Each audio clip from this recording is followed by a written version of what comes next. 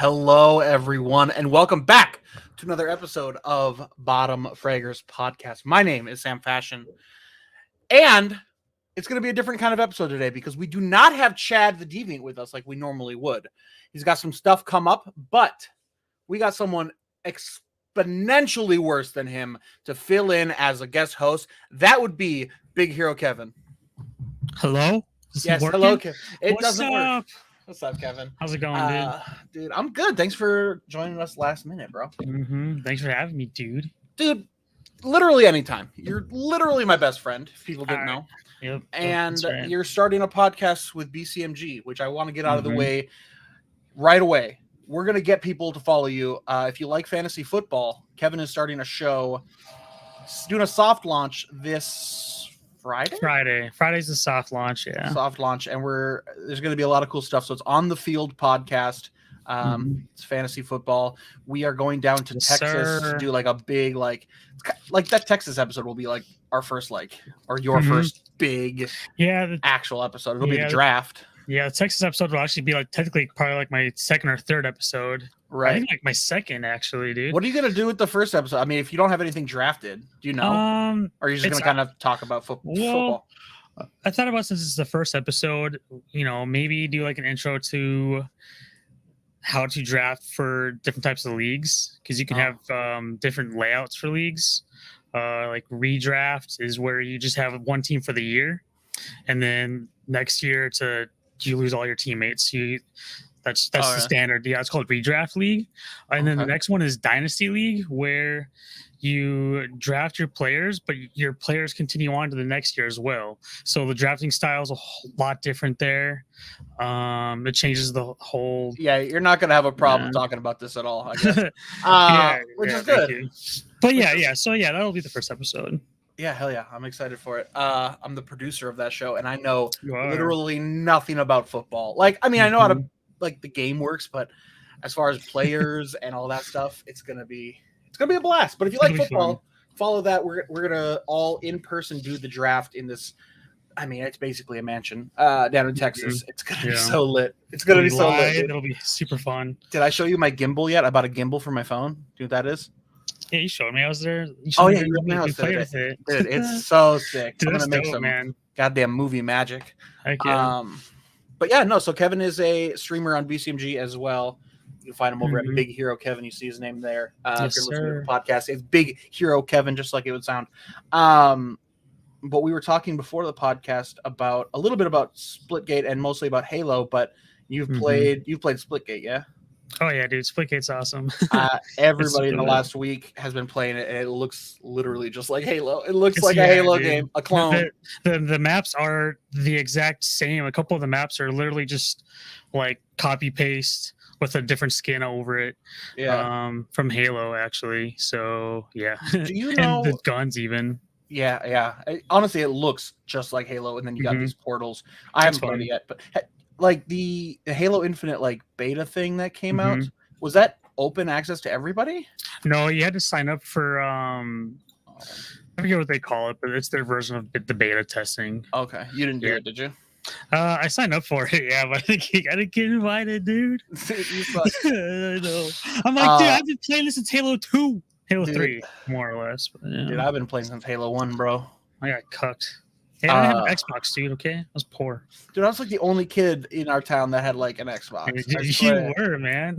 Somebody was just telling me the other day that they only knew about Halo because of my house. Or Connor, it was Connor Bills. I talked to him for the first time in 10 years from the hometown. And he was like, dude, I didn't know about Halo at all until I went to your house. I'm like, I had the demo before it was released, bro. Yeah, on Xbox. Yeah, you had all the Xbox games, man. I was jealous. Dude, I was like a rich kid, bro. You were, dude. And then Bryce. Me and Bryce, the rich kids. Yeah. Dude, I'm excited for it because I just watched gameplay because we were talking. Yeah, we were talking for the podcast. I pulled up a video by that Moist Critical guy. I don't know if you know him, but big YouTuber. He was playing it, and it looks. I mean, I think it's pretty bare bones right now because it's beta, but it looks so lit. They added grappling hooks to it. Yeah, but it wasn't in the beta at all. I think they were. Weren't He they? couldn't. I He don't couldn't know. do it. He said I was Mm, watching his video and it was just one map against bots. That's all he could do so far because it's like so early ye- release. yeah, I think that's how it was at first or towards the end with either war. But I know at Mhm. some point they did. I think they did have full on PvP Did they? multiplayer. Okay. Yeah. I mean, Yeah, it's I been a few believe days. so. And is it Mhm. already down now? Is it? Yeah, it's down now. That's It crazy. was only like an extended weekend thing, Oh, that's so stupid. so it was very short lived. Dude, I wasn't excited about. Like, I love Halo. I wasn't Mhm. excited about it until I was watching that gameplay. Yeah, dude, Like, it's gonna be fun. it looks like Halo. Honestly, like Halo Reach, kind of. I wouldn't say Halo 3, but it does look a lot like Yeah. Halo. Oh yeah. No, it does look more like Halo Reach because in Halo Reach, that's when they introduced the abilities like the jetpacks Right. and the sprints and stuff like that.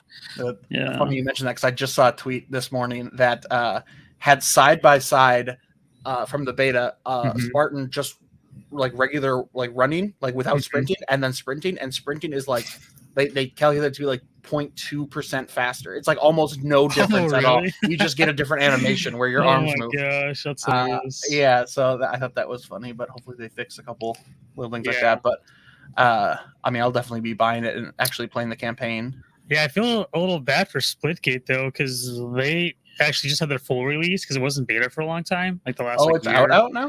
Yeah, now it's full. They had the full release like a couple days ago, and they've been having so much troubles because their servers were only able to have a max capacity of like 65,000, and their Right. servers were overloading. So they Mhm. actually, and there's only four people working on this game. Right, Like, 4 that's developers. it. Four Yeah. developers. That's it. So they had to figure out how to, and it's on all platforms as well. PS4, Oh, for Xbox, real? and PC. Yeah, so they had to figure out. They had to like, what's the word I'm looking for? Put the release on hold for a couple days just to up the servers and stuff like that, server capacity. Yeah. But There's like 100,000 concurrent players when it dropped. yeah, now I think they can hold up to 100,000. I still think they're having problems. Yeah. Yeah. But I feel bad for them because they're releasing. And it's a game like similar to Halo, but then Mhm. Infinite's coming out in like 2 or 3 months. So then it's Yeah. just really going to crush Splitgate. So, Now, if they do it right, I mean, Splitgate's Yeah. free, right? yeah, it's free. Yeah. So I was surprised to see Halo was doing that. I mean, like smart Oh, yeah. that they're doing it, like the multiplayer being free. Mhm. Because think about your competition in that. Like every big game is free Yeah. now because All of the big probably like games. Fortnite and League of Legends Mhm. like stuff. Even Everything's Warzone. free. Yeah. Yeah, Warzone's free now. Yeah. Everybody. Valorant, CS:GO, everything's free. Everything's free. Mm-hmm. Rocket League went free. Like Mhm. after years of costing money, they're just like you Yeah. can't compete. You can't compete. No, they have a battle pass too now. Actually, We were They've saying had that the other day. but- Battle Pass for everything. yeah, dude, everything's got a battle pass, dude. What does it Every do? single game. What does a It battle just- pass do usually? It just gives you cosmetics typically. Like you might get some you'll get like in-game currency, like the points you need to buy stuff. You'll get like a little bit there, not even a lot. But mostly skins. That's it. Okay. Stuff to make your stuff look cooler. Okay. Pointless. We gave away that's like a good giveaway item. Like I wouldn't Mhm. ever pay for a battle pass for any game. No. But if I won one, hell yeah. Mhm. Yeah. I That'd be a can't good say no giveaway because item. I do buy them. I'm a Yeah. whale on video games. I'm Bro, stupid, dude. we've been playing games like you and I like extensively since Halo 3. Mhm. And the one thing I find the most annoying about you, and Colin actually brought this up just like last Mhm. week to me, is how much you change your fucking skins and have to make Yeah. your guy look like between games. You're like, hold on, give me 20 minutes. I gotta make my everything look different. I'm like, Dude, oh my yeah. god. I care about that, man. I don't know why. I don't give a shit at all. I Like know. I like know. some games, getting cool skins, but I don't sit there and customize shit and make my guy. Mhm. You're like, dude, come look, I got Hayabusa armor. Dude, Dude, Hayabusa was lit, dude. Dude, You had to that grind was- for that. dude, I wish there was more shit like that where it was like almost like Easter eggy type stuff, like stuff you Mhm. can't get without. Yeah, that's the fucking thing. That's the problem. being Like, good. that's why Halo 3 was bomb and Halo Reach and stuff, all those old school games. You had to like grind, like Right. hours like it was so much more rewarding, Now I it's know. just like, Hey, oh, credit card, boom, you got it. It's Yeah. like, there Yeah. needs to be more of a rewarding system in these things. dude, feel I like. agree. But, I mean, it's like skins are perfect because they don't do anything to your gameplay. But like, no. if you have a super rare, I mean, Hayabusa was like, I mean, at least in my mind as a middle schooler, early high Mhm. schooler, like that was like rare. Like, holy Oh shit! yeah, dude. Like, You had to finish every single achievement in Halo 3 to get it. yeah, you had to like All be the legendary, achievements. right? Yeah, I you was had one to, of them. literally every single achievement. Yeah, Yeah, all the that's so achievements they had, crazy. you had to do all of them. And That's so sick. I wish now there it's was. like I can never imagine doing that, being Dude, old and now it's like stuff. if it's But, not pay for it, it's like you have to go watch this Twitch streamer for up to 30 minutes and then you oh, get a Twitch drop. drops. Yeah, Yeah, dude. Like that's that's fine and it's yeah, smart, but like it is smart. Yeah. grinding was way cooler. Oh yeah, dude, it's way more rewarding. Now games just don't have that anymore, and they make way more money from doing it this way. So, Should we make a BCMG Halo Infinite team? dude, we could. That'd be I'm lit, sure. dude. I mean, I could get I mean, good at I'll it be again. on it. Oh yeah, dude. You'll get Easy. real good at like. Are you Mhm. gonna play with mouse and keyboard? I don't know, dude. I was thinking about that today. Weird, dude. It is weird. I don't. Oh yeah, I did play MCC Master Chief, or is that what it's Master called? Chief Collection, yeah. Yeah, Master Chief Collection. Yeah, You played that with mouse and keyboard?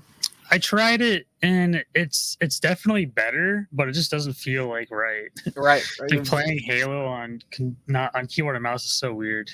Right. I mean, I still play everything I can with a controller just because it feels right to me, and I get that like aiming with a mouse is going to be a lot easier. It is. But Yeah. I don't know. I'm just comfortable with the control. I mean, I'm a '90s kid. I think You got to put the time in, dude. Transferring from a controller to keyboard and mouse takes like months. I know, dude. I can't imagine learning all the different heroes in Overwatch with that mouse and keyboard. I tried playing ball on mouse and keyboard. I didn't even know what I was doing. Oh, dude, I don't think you can play ball and mouse. I don't know how people do that, dude. That's weird. Dude, with the controller, like the two axes. Oh, it's way easier, dude. It's so fun, dude. So better. So like, better. Games that like you just control like a ball or like monkey ball. Remember that shit where you just tilt Oh, it? hell yeah, dude. That shit is so fun. Like Yeah. you don't need hard games. You don't need a bunch of complicated shit. Just give me a ball to roll around. Give me a task with the ball, and I'm good to go. Griff ball, dude. It's in Halo. Griff ball, yeah. When was that? Was that Reach or was that 3? 3 had it. Yeah. 3 had it. Okay. It was like a. They introduced it. They didn't have it right away though. They introduced it like later on as like one of those like once a month thing, or because people like made it like in custom games, and custom then Halo games, made it. yeah. Made it. That's so lit. Yeah, because Halo started doing where they people could turn in their Forge maps, and Halo would pick what Forge map they're actually going to put into matchmaking, and there was like a Forge playlist, and you could play these Forge maps. Yeah. Dude, there was nothing more popping than like custom games back in 2008, 2009, bro. Like I remember playing like just so many different ones, and there was like half my friends list were just in custom games. You don't see that anymore. Oh yeah, I saw this last time I looked at my Halo 3 stats. I had like 2,500 social games played, and then I had like 3,000 custom games played. Hell yeah! And that's not even. But social games wasn't even counting ranked games either. But yeah. But yeah, dude, we're gonna be fucking. I don't even know what the ranks are in Halo anymore. I don't know, dude. Right now it's all well. There is a ranked playlist, I guess, but on Halo Reach, I don't think there was a ranked playlist system. I think it was just XP based. Like you just played and leveled up that way. Oh yeah, I remember when there was the big change from like this is your one rank for everything to you have ranks in different playlists. Like, oh yeah, remember that was like Halo 3 to Reach, whatever. Yeah, because like across the board, you just see your rank. You are a what was it called? What were you? Brigadier. I got to. I think the highest I ever did get was Brigadier. I was like level 48 on my main. Brigadier. I forgot all about that. I always want to call it like Grandmaster or something. Every game is so different. Was like 45 to like 49, and 50 was like I don't know, general or something like that. I don't know. Yeah, the freaking commander, lieutenant. Those are the lower ones. I was probably lower than that. Who knows? I truly don't remember. But that was literally the best times of my life. I think. Oh hell yeah! Without like a Halo and like that community, like online gaming wouldn't have come as far as it did so fast. Halo 100% put like online gaming on the map. Like CS:GO was actually a thing during Halo 3, but it wasn't like popular or mainstream, and it was only on PC. And PC gaming wasn't really like PC gaming was tiny back then. I remember playing, like shit ass games on a PC somewhere, and like none of them were like CS:GO good back when I played. I played like Hercules, the video game, which was the Neopets, dude. I don't know. Yeah, I never played that. I never played that shit. Oh, me and David did. Where the fuck is old man Chad? Chad had some stuff come up, and we got young man Kevin in the building. in his place. You know, take out the old, bring in the new. Even though you're probably older than Chad. Yeah, I am. Yeah, we're old, dude. Are I you know. 30 yet? Be real. Dude, yeah, I'm 30. I'm turning I'll be 30 31 and next May I'll be 31. Damn, dude. We're old. I'm a year older than you. Yeah. You think you're better than me? Dude, that's what that I can means. still beat your ass in Halo any day, dude. Dude, I wonder if we both just picked up Halo 3 right now, who would win? Dude, me. You think so? Oh yeah, dude. Maybe. Easy. Dude, I don't know, man. I still play with I controller took on that all my shit games. hard, man. I know. went hard into that game after you beat my ass. Yeah, dude. I put the spirit of God in this boy. And he's like, I need to get better. And then I just went out and had friends, and Kevin just stayed in his room. I did. That's all I did, dude. I know life Truly. man. Man, like fun. 10 hours a day, dude. Well, you still talk to your friends from back then, like I do. Your Xbox. I mean, I have a few friends from Xbox Live. That's crazy to me. Yeah, like, dude. There's like 6 or 7 of us in a Facebook Messenger chat. Right. And that was, oh God, like 12, 13, 14 years ago. We got Sarah in chat who said, I need Splitgate not to have 90-minute wait times just to get into the menu. Yeah, you're going to have to wait. Problem. They're going to, I mean. It's because I think their max capacity is 1,000 still. 100,000? Or 100,000, sorry. Yeah. Big difference. Yeah. I worked at a. Do you remember when I worked at a server place in Washington? Did I ever tell you about that? Yeah, dude, Wizards of the Coast. Coast of the Wizard. Yeah, Wizards of the Coast. Yeah. So they did like dude, World of Warcraft and Magic the Gathering and shit. Yeah, those buildings are so crazy. I bet. So crazy. Like they are like massively big, and it's just fans running everywhere, like internal fans, and just server rooms, just as like you literally can't see the end. And dude, the building from the outside looks like nothing. It looks like it is the most nondescript thing. Concrete looking building. When I showed up for work for the first time, they're like, "Yeah, come to this door," and they're like, "It's not going to look like anything, but there's going to be a little button right next to the door. You click that, and we'll let you in." So I clicked it, walked in, and it's just this huge like from the future like building. Like they have like crazy security in there, server rooms. I'm like, it looked like this was like a worn down warehouse. There's the only windows in the whole place. If you look into them, it was just an empty room with like scaffolding, and like it looked like it was abandoned, but that was just to trick people so you didn't know what was actually inside. Oh yeah, dude! If someone found out about that, that's crazy. They have to make it as like discreet as possible. Dude, the security there was insane. Like I had to have, when people came in, to get them, even if they like own server space there, to get them in, they had to have all these credentials, and they had to go through this what do they call it? Like this like security rooms. The door had to shut behind them. It was a metal detector, and it was bulletproof, and it scanned them for abnormal masses. So like if they had like something like a gun on them or something, or if there was 2 people in there, God forbid, it would like shut down right away, and it would lock down. Like, and like it was very loud. The alarm was very incredibly loud. So when 2 people walked in there at the same time, I'd be like, no, and just their ears would be fucking dead. It was nuts. They took it seriously. That's crazy. Yeah, you have to, man. That's a lot of money too. Servers are so expensive. I can't imagine how much it is to first off run that place, and then second off just rent one of the cages. I mean, they're all in cages, so they're an extra lock in between you and each person's. But and they have generators and backup generators for that generator, so if power ever goes down, like they'll be fine for a long time. Yeah, I wonder how they have to set that up with the city in terms of electricity. I don't know. I can't imagine. Dude. I would love to see the electricity bill.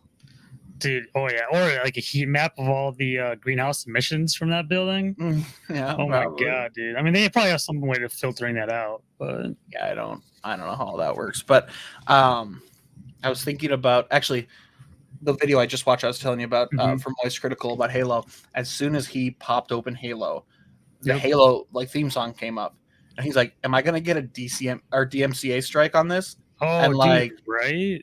Do you think you would? I mean, like, there's some games that are specifically like they have like actual like songs in them. Yeah. And video game music, I don't think you can because that's considered a. There's a name for it, but it's like it's basically something you can't control. Is what it is. Right. So when you play Kingdom Hearts, this is the only game I've ever seen it in. I'm sure it's in a lot, but in Kingdom Hearts, there's like in the options it says streaming information. So I clicked on it, and it was like here's all of like the stuff you need to know about copyright for songs and shit. Oh, really? Like if you purchase this game, then you have purchased the copyright to be able to play it on That's stream. technically how But it you should can work. only use it on live streams, not in like Mhm. there's all these different rules. But Oh, wow. yeah, I don't know how it all works. I don't know if Zach does. Huh. So That's today interesting. our guest is Zach of Fat Bard. Kevin, you met him very, very briefly before the Yep. show.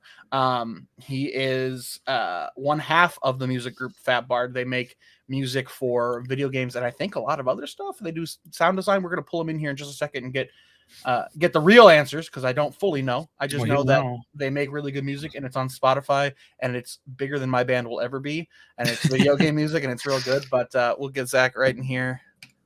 Zach Attack. What's going on? What's up, my man? How are you? Good. How are you doing? I'm good. We started talking about I think you heard, but copyright in like video game music. Do you know anything about that part of it? So you mentioned that like video game music is not as susceptible to like a DMCA takedown, which I'm actually not sure. I've seen stuff where like the composer Lena Raine who did Celeste. Yeah, so she, I believe, someone was streaming with Celeste music or something like that, and there was a accidental takedown, and she was like, "I didn't do this." I did see, and that was like sometime last year, and I've seen like little inklings of that sort of thing happening elsewhere, and I don't know if it has to do with the distributor, like if like Sound Drop or CD Baby or whoever, right, has like specific rules on it or not, but right. I honestly I have no idea. I think once it goes through a distributor or if it's like run by a label, it's kind of like you better know what was in the thing that you agreed to or it's kind of out of your hands. Right. Yeah, I put our music up on. You are shifting around. Your microphone is picking everything up. But, oh, really? I'm sorry. Yeah, it's all good, dude. I put our music up on like what is it, BMI, where it's like you can like sell it for like commercials and stuff like that. Yeah. But I think there was a thing in there where it said like this will automatically be picked up by like the algorithm or whatever, that the robot thing that picks it up, and then we'll put a strike on it, and you can take it off yourself, but you have to go through the avenues to do it. So somebody's asked me, hey, can we play your band on stream? And I said, yeah, but not the first album, just in case. Because I truly don't have any say, even though like we own it. We just signed up for this thing, and I think I better be safe than sorry. I actually did a one of our really early soundtracks for this game, Iggy's Egg Adventure. There was like a cult following for the game, and so a lot of people were into the music. Mm-hmm. And the music was available on like streaming services and stuff, and it was even on our YouTube channel. But I found some random person had like put it up on their channel, and normally like I don't care. Like one of our early games, Crashlands, a lot of like fans have put our music up on YouTube because actually we didn't do it back then. We didn't really think about it. So I'm like, I'll leave those videos up. Like, good for them for putting it up. But this one person who put up this Iggy's Egg Adventure video, in the description they were like, I'm just doing what no one else would do or something like that, even though the music was already up on the internet. And so that was the only video that I reported. Oh, really? Yeah. That's awesome. I don't even know what it's like. I mean, like what the process would be. Like you report it and you're like, hey, give me the money for this video somehow. Like this was more just like take it down, copy, like ownership stuff. Like I don't think we saw any money for it, and the video didn't even have that many views. Maybe like a couple thousand, maybe 10,000. I can't remember. All the other Iggy's videos I left up. It was just that one person. I was like, you can't be that arrogant. Yeah. Now you're flaunting. You're coming down. What am I hearing in the background, Kevin? You heard that, dude? Yeah, we can hear all of it. Your microphone's like super sensitive. Okay, I'll turn the gain down. Okay, cool. Anyway, so Zach, you're one half of Fat Bard. I did a really shit job at introducing what Fat Bard is because I go to your website and there's a lot you guys do. You guys don't just write music for just video games. You guys do a whole lot more. Can you explain like kind of what you do? Yeah, well, I mean, I would say video games are our main sort of gig. Like most of our work, 90% of our work is in video games. But we are pretty close to a 50-50 split on doing music and sound design. Okay. And what is that? Because I see that everywhere. I see that on your site. But what is sound design exactly? Like every sound effect you ever hear in a game, like all the UI blips and bloops, gun blasts, jumps, victory jingles, all of that stuff. Oh, that's awesome. Yeah, and so like sometimes we'll do both on a project. We'll do music and sound design. Sometimes we'll just do music. Sometimes we'll just do sound design. We've also started working with some VTubers, and we'll do like a suite of sounds for their streams. Nice. Which is fun. And we'll do sometimes like little theme songs, like anime inspired, like OPs, basically. Really? That's awesome. Yeah. And we've done a couple of like we'll do some trailer work where we add like rises and impacts and stuff to trailers to beef them up a bit. I saw on your site towards the bottom, it says like, these are people we're partnered with, and it's just like an impressive list of like Lucasfilms and Disney, Marvel, all this crap. What I mean, is it just like you do literally random shit for those guys whenever? Well, the stuff that we put up there, I mean, is like sometimes it's like we worked with one company that did a one-off game for one of those companies, and we're like, hey, I mean, we worked on it, put up the logo. Yeah. And some are more like repeat clients, like the LucasArts thing. A couple years ago, we did it was like a kid's toy, using Bloxels, which is like this like grid that kids can like put little blocks into, and you like import it into an iPad, and you can make games. You can make like levels and characters like with pixel art by putting blocks on a thing. And so there's a local studio that we worked with to they were contacted by like Mattel and LucasArts to do the game, and then we were their go-to audio people. They were like, hey, do this thing. So it was cool. We got to make chiptune music for the Star Wars universe. Did you buy the I don't even know if that many people played it, but did you get it? I mean, I'm proud of it, and I'll happily put the logo up on our website. Yeah, no kidding. That's freaking huge. I'd gotta go play it. I'd go to Walmart and be like, yo, I made this, so check this out. Boop, boop, boop. Yeah. Beep, boop, bleep.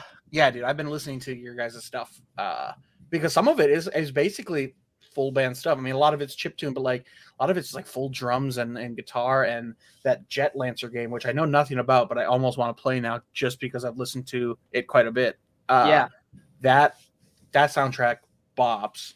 Thanks. Like it's so hard that was it the Missile Cockpit one? Missile Meat Cockpit. Yeah. Holy buckets. That was one of the first songs we wrote for that game. Oh, really? Yeah. It's a cool game. You should get it. It's on Switch. It's pretty affordable. 15 or under. I can't remember exactly. But it's like it's a level-based kind of shooter. It's kind of inspired by like Luftrausers, if you're familiar with that game. But I think it's definitely got its own identity. But it's just like you're a fighter pilot shooting down big robots, and there's missions and stuff. And ain't nothing wrong with that. Maybe I'll stream it. Yeah, no, they wanted. We went all over the place with the music inspirations for that. The developers initially they were like, we want Gent because like Doom was really big. Oh sure. And we were like, good soundtrack. Yeah, amazing. Oh, yeah. And we were like, well, let's see if we can do something like unique to this game, while still kind of like having that edge that Doom did. And so, and they definitely wanted like chiptune elements too. So I'm like, well, let me throw in a Horse the Band song in this chat and see what their interest is. And they were like so for it. So that was the first song we did. Was something kind of Horse the Band inspired, which is very on the nose, chiptune and like metal basically. And then we kind of brought in, we always like to have like a really eclectic soundtrack. So there's like other elements of different like rock, punk, and metal, and we did some like math rock, and there's some black metal, and a lot of post-hardcore. Yeah, later the way that I organized the soundtrack, I tried to make it so generally the songs get heavier and heavier as you go. Oh, really? Yeah, that's not necessarily how it is when you play. It's kind of like all over Yeah. the place based on the mission. But just for like a listening flow, I organize the soundtrack that way. So if you check out some of the later songs in the soundtrack, you'll hear some blast beats and stuff. Really? Yeah. That's dope. So when you're writing this stuff, I know it's not just you. First off, does the other guy play instruments as well, or is you the instrument guy? Yeah. What's Patrick and I split everything 50-50. Patrick kind of spearheads a lot of the business stuff. I mean, I do it too, but he's really good at it. So he takes a lot of the lead on that, like emails and contracts and stuff. But he and I both split music and sound effects pretty equally. Okay. When we do a soundtrack, one of us will typically set the direction. One of us will be the one initially talking with the developer, going over references and initial ideas. And then once we've created an initial song or like a suite of sound effects, then we figure out how we're going to split up this work to make it even between us. So Patrick and I think I wrote a few more songs on the Jet Lancer soundtrack than he did, but he did more sound effects. Interesting. Yeah. Do you guys ever work like in person together? Or is it almost like, I mean, I guess with pandemic it might be different, but no, we've always been remote. I mean, he and I both live in St. Louis. Yeah. We're like, our houses are 15 minutes apart from each other, but we see each other like maybe 3 times a year. That's awesome. Yeah. That's crazy. That's a good friendship right there, actually. Yeah, I don't need people in my life. So when you guys are writing music, you have to think of it, I'm sure, in a very different way than you do with like a band. Like it needs to loop a lot of the times. Yeah. Is that hard to do? Or is it like, how do you create it where like at one point in this, once you like beat half of the boss and it goes to a different phase, it needs to naturally fade into a new thing? Does it like trigger at some point to say, okay, you can now go to the next phase of the song? Or how does that, and how do you set that up, or do they do it all? Yeah, there's a couple of ways you can do that. The most basic way, which we've done with games made in like Game Maker, without using, so are you familiar with Fmod? Fmod, no. So Fmod is a middleware software. Basically, it's kind of halfway between a digital audio workstation for like music composing and like a game engine. It substitutes the game's audio engine for something that's adaptive.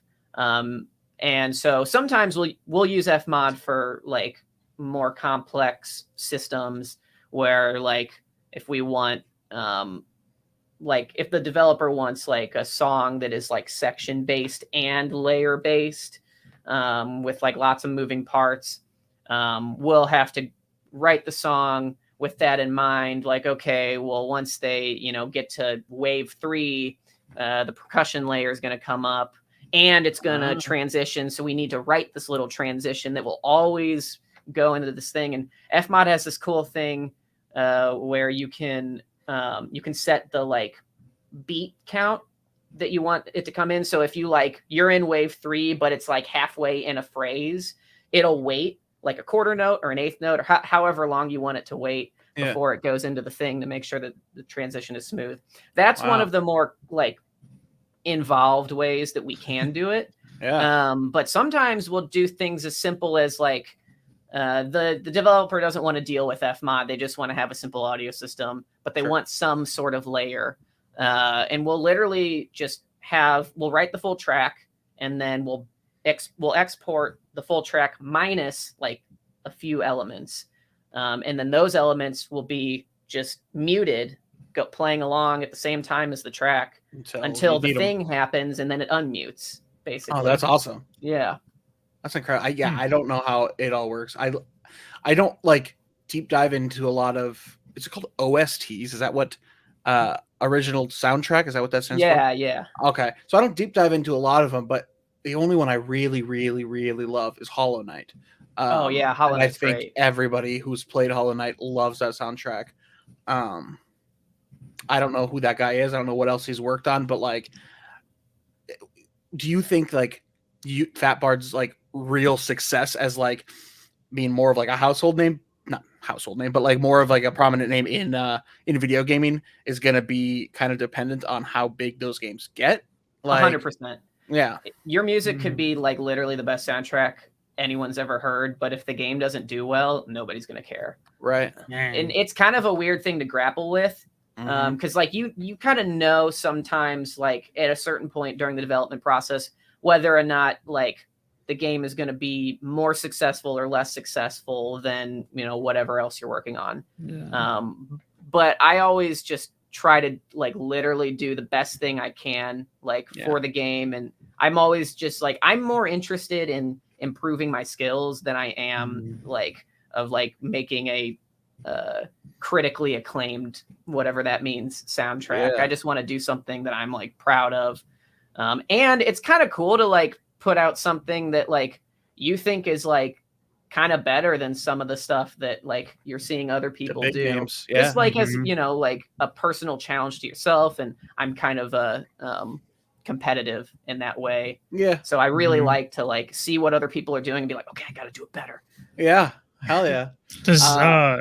Hold on, Sam. Does that so when you have to come up with the video game music and stuff like that, or get an idea for how this music is going to be, do they actually let you play the game and stuff like that beforehand? Yeah. I mean, we're brought in at, depending on the game, just different stages in the development process. So sometimes we'll be brought in like in the initial like drafting stage. They'll be like, yo, we want to make a game like this. Can you give us a track for inspiration? Sometimes that's the case. Sometimes we're coming in at the very end, like, we're completely done with this. We need a handful of sound effects to finish it off and some music, which I don't prefer, but it's happened. But generally it's like they've got a little kind of broken build of the game that we can fumble through. And and that's super helpful for sound effects. Because we need to get like video caps of the animations and stuff so that we can time the sound effect like scoring accurately to the animations. Wow. But for music, we don't necessarily need that. I mean, it is also helpful, but usually just a GIF or a screen cap of like whatever is going on is sufficient. But yeah, we will play through things as they're being developed, which is cool. Yeah, you guys are like the early beta testers, the alpha testers. Yeah, well, we work with a lot of like solo developers, and it's nice for them to have us because we're a duo. So it's almost like, so they have like 2 beta testers whenever they want, basically. And Patrick gives really good feedback. He's really good at like talking about the mechanics of the game and offering ideas and stuff like that. Cool. I really like that. Yeah, I'm more like, oh, it's good. I like it. I'm not so good at that sort of stuff, but I'm a great play tester because I'm generally like kind of crappy at games. I'm like, for the most part. I mean, there's certain things that I like gravitate towards, but I'm not one of those people who can just sit down and like KO someone. Yeah. Do you ever like get into a game that you worked on so much that you're like, you play this whole thing? Like, do you ever sit down and just absolutely fall in love with any of them? Like, I mean, that's ideal if you can. Like, it's hard to like see the game as it's finished, like, and play it when you've seen the whole like development process. So I would to answer your question, I'd say no, but only because like the magic of like discovering what the game is about just isn't, you know, there. Like, but I do get really hyped on features and stuff like through the development process, and it's really cool to like have your input be a part of the game and just be a part of that like creative process. It's kind of more where I get really excited. That's so sick. I mean, honestly, I'm a little jealous. Like, I don't know how video games are made. I have a friend who like makes some in their free time, and like they're fine, but they're all, you know, made with this engine with these sound effects, like all the pre-programmed stuff. And I don't hear about like the really interesting stuff that people just don't think about that. Like, like if you ever make a song that is like the magnum opus, it's like the Halo sound, like the theme song. If you ever make one of those and you're going to be known as like the guy who made the song for that one game, like that is going to be incredible. Like people, then they're going to think about it. They're like, damn, who wrote this shit? This is nutty. Like, you just got to find that game. Yeah. I mean, we're, well, that's kind of why we're always like, we do a lot of different stuff. I wouldn't say we're known for one thing, maybe more rock-based music and vocal music as well. We do some songs with vocals. I saw your biggest song is from like the end credits of a game or something. Correct? Our Life. Yeah. It's a visual novel. And that's my girlfriend singing, actually. Oh, really? Yeah. That's so cool. Yeah. I'm really proud of that song. I think that's one of my favorites I've ever done. Yeah. And we're finishing up a song for the follow-up game right now too. Kind of similar style. This new one's a bit more 90s, like Goo Goo Dolls, versus like the synth pop sort of stuff, but same sort of like fun pop, basically. Yeah, I really enjoy listening to it. I don't know if anybody listening or watching right now wants to check out Fat Bard, but check them out on Spotify. I mean, I was surprised to see like how big, even like I would consider you guys like a smaller like game composer or whatever you want to call it, music composer for games. But like how many people go out and check that stuff out on Spotify? I mean, like that's like what 10,000 monthly listeners on Spotify is nothing to fucking cough at for sure. It's a very impressive. That's actually been a recent development. We're kind of sitting around 1,000, which I'm incredibly grateful for 1,000 monthly listeners. But it was the Our Life song that kind of took off. We had been releasing some original music, just like kind of beats and stuff, just like exercises for like chill music. And through that process, I think because Our Life had been out, the single had been released. But for whatever reason, since we have been releasing new music, I think Spotify was like, oh, well, why don't we throw one of their songs in an algorithmic playlist? So Our Life got sent to the Discover Weekly for tons of people. And it went from like 1,000 monthlies to like 2,000 to 3,000. And it over the course of like a month, it just shot up. Like it was at like 15,000 plays. And then all of a sudden it was at 50. And I think we'll probably crack 100 in the next like month or two. It's I'm incredibly grateful. It's cool that that happened, because I just never know how the like streaming model works. It's like such a mystery and such a crapshoot whether or not you're gonna like be in front of people. No kidding. Yeah, I mean, you've dealt with it with your own bands and stuff. I don't know how many bands you've been in, like yourself, but Lobby Boxer is one of them, obviously, that I know. That's how I met you. And like sometimes you just release something and like everything, Facebook buries it. Everybody's familiar with like Facebook burying your posts, or Twitter, like, you know, it's not going out to everybody, or like because there's a link in it, or because you know, whatever, you didn't post the right photo with it. It's insane. But so sometimes it's kind of just a luck of the draw thing, fortunately. But I can see, I mean, you guys are fucking blowing up, and it's so good to see. I love it. Any huge things you're working on now, or? We just finished up a soundtrack for a game called Demon Turf. Sick. Okay. I already like it. It's cool. It's very inspired by like Super Mario Sunshine, like kind of 2000s 3D platformers. Yeah. It's being published by Platonic Friends, who did Ukulele. Nice. Shit. Yeah.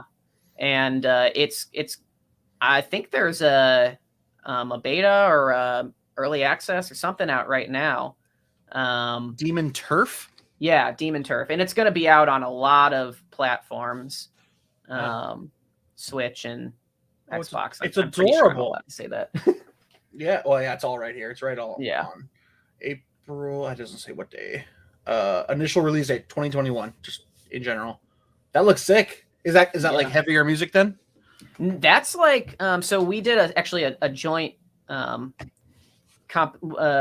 was us, Fat Bard, and M.R. Miller, another composer. We did kind of a joint soundtrack for that. And the music is kind of like funky drum and bass. It kind of like Splatoon with like weird alien voices and stuff. Oh yeah, Splatoon. We got a lot of features on it. You know, Skatoon Network? Yes. Mm-hmm. Yeah, there's a song with Skatoon Network on it. That's so crazy. And there's a couple other people. But yeah, there's like some rap verses and just a lot of like fun electronic music. This is their website, which is very cool already. And I just push play on this for like 5 seconds. Demon Turf. Can you hear that? Yeah. Is that what you guys wrote, or is that? I think that song specifically has a lot of variations, and I can't remember if Patrick did that or if that was a remix by M.R. Miller. Okay. But yeah, Looks that's great. I mean, this one's M.R. Miller.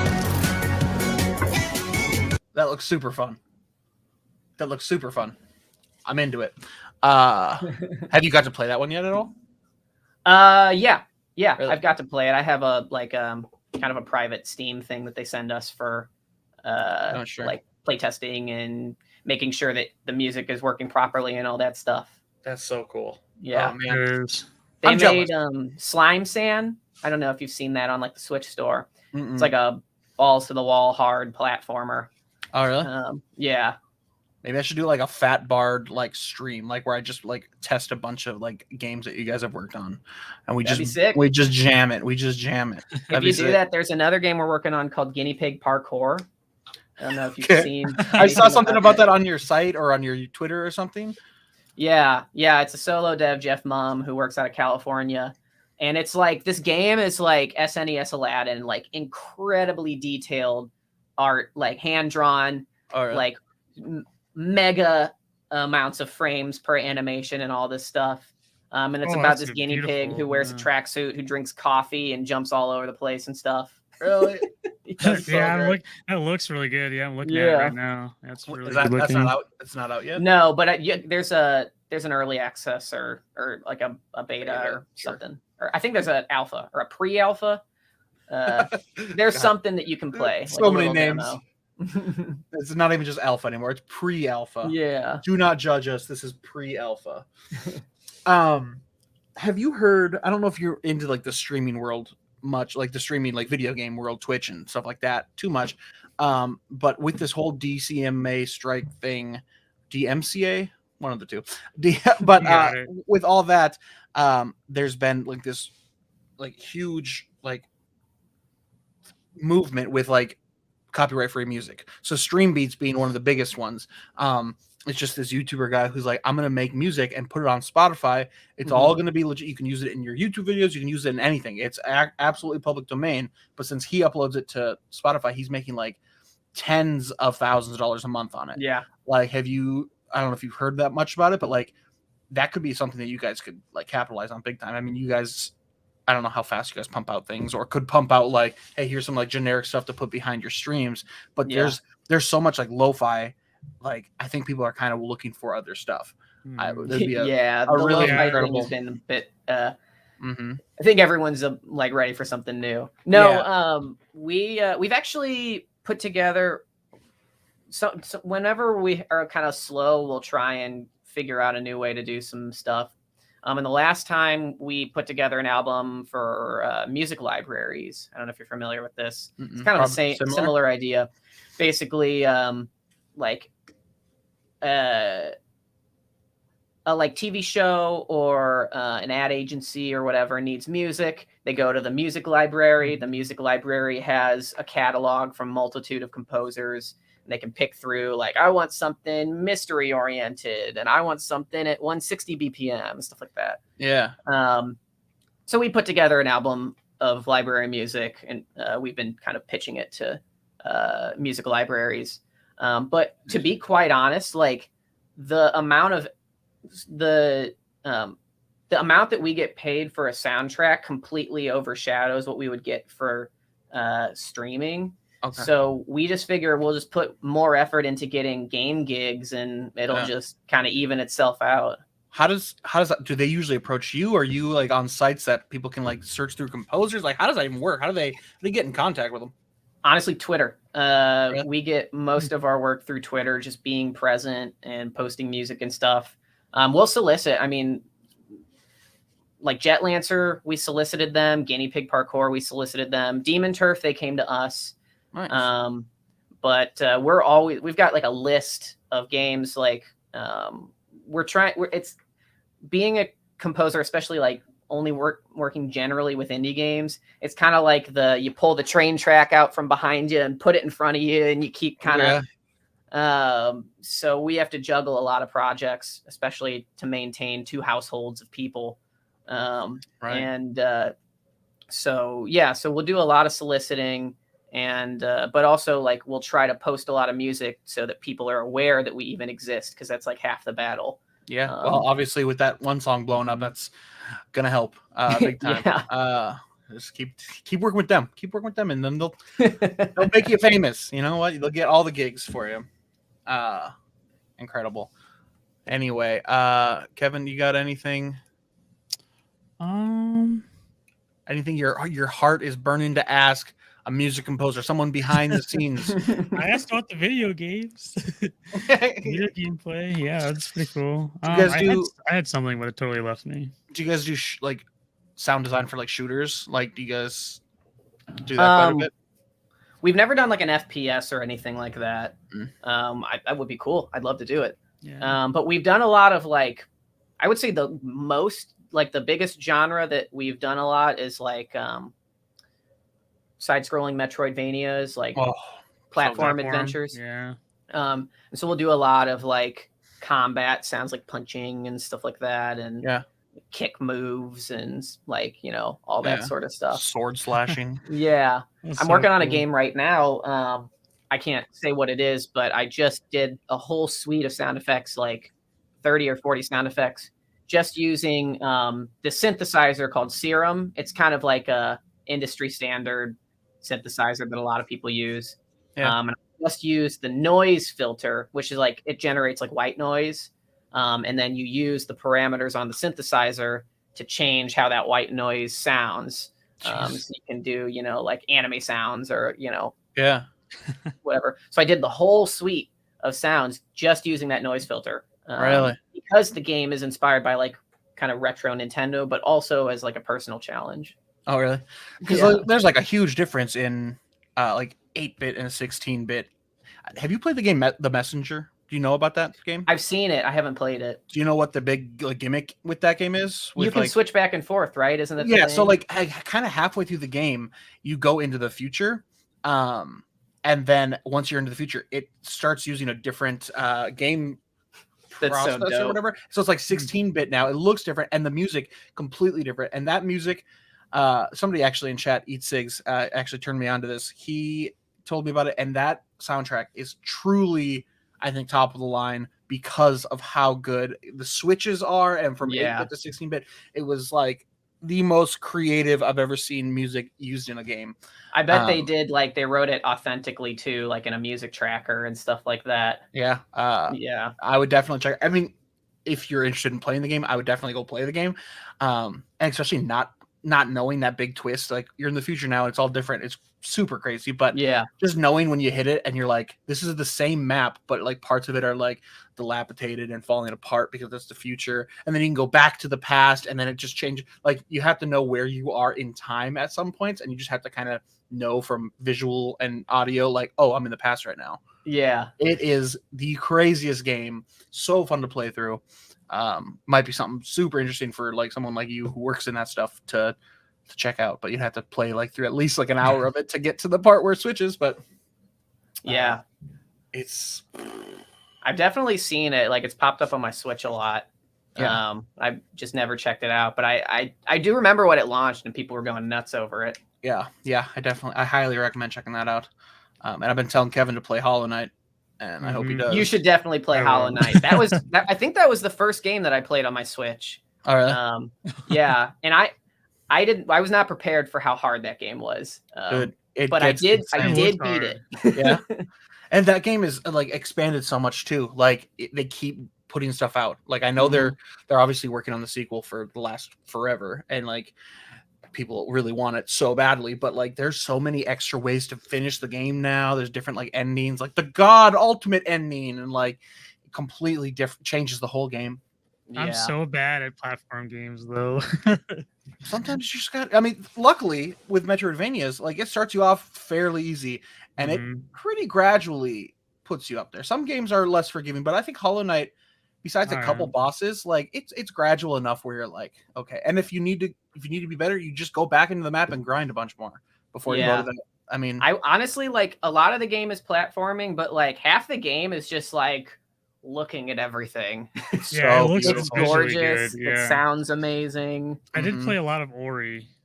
Yes. Oh, yeah. That's That game is very, really good. very I similar. love the soundtrack to that game too. Holy Moses. Yeah. Mhm. I play that a lot actually. I'll just be driving in the car and I'll play that. Dude, It's a good that's playlist. you need Jet Lancer to blow up right now, and you guys are gonna be on the next ticket to Hollywood. I don't know where sound designers would go, to Atlanta probably. I don't know. Nashville. That is what I was going to ask actually earlier. When you guys were saying how your band would pop off more likely if the game pops off, does that kind of like play into what kind of games you choose to make music and sound effects for, or is it just kind of like Well, you just never really know if the game. You never know what the game, how well it's going to be received. Like True. sometimes you could like really believe in a game and it flops. Sometimes you have low expectations and things go really well. That's kind of what happened with our kind of breakout game, Crashlands. It was a local dev team, and we were just excited to even work on a game. yeah? And then we just got really lucky that the brothers who made the game did a fantastic job, and it took off and was like #1 on the App Store for a little bit. And through that, people just started listening to us. And so we just kind of took that opportunity to like introduce ourselves basically. But yeah, we're not really picky. I mean, I'd rather just have more work than exactly. than be like, I don't know if this game's gonna do well, so I am just gonna not. Don't give us money. Yeah. I don't want to take your money, and I don't want to make music. Yeah, and it definitely gets you guys out there though too, and lets other game developers check you guys out. Yeah. I'm just happy to do anything like just new and different. I mean, I'm kind of a voracious music listener, so I'm always looking for an opportunity to shoehorn whatever I'm listening to into the game project that I'm working on. Yeah. That's awesome. Did you guys go full time after that, or were you already trying to do it full time? Was it like a big leap? We've been full time. Well, I've been full time since I graduated college, which would have been 2017. Okay. Wow. And Patrick went full time like a year and a half ago. Okay. Yeah. Damn. Patrick's got 3 kids and a mortgage, so he had to make a very calculated decision because he was doing a lot of like audio work, like teaching and recording bands and stuff like that. What a mistake. He's not living the rock star life of video game composer. Yeah. Drugs and drinking every night. God damn. After the gig on the console. Hell yeah. Well, gotta kind of wrap things up here a little bit, but first off, tell people where they can find your stuff, whether it's Twitter or obviously you have a website. Tell people where to find Fat Bard. Yeah. We're at @fat_bard, I believe, on Twitter, and just Fat Bard on Spotify. If you stop at Fat B, you'll only get to Fat Boy Slim. So that's not you. That's what I've been listening no, to. Unfortunately. Shoot. Yeah. I mean, nobody else is named Fat Bard. You'll find us. Yeah. And then fatbard.com has a lot of.